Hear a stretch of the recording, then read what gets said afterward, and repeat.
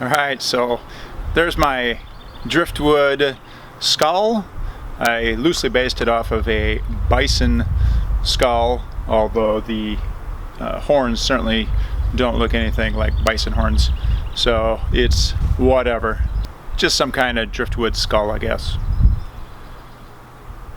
I'm not super happy with the way the horns came out. They're not as symmetrical as I would have liked.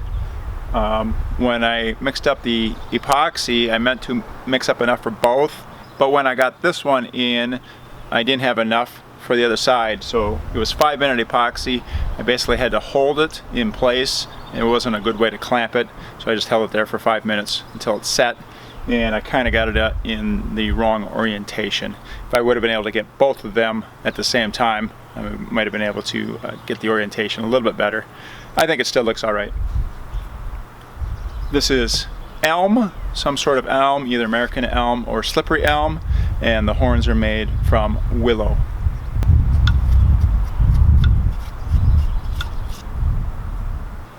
wanted to make sure to keep some of the rough edges like up here and on the sides so that it looked a bit like the Driftwood when I first got it, because I think that's kind of the fun part of making things like this.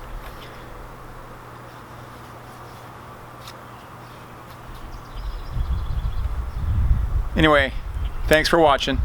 I appreciate the support. See you next time.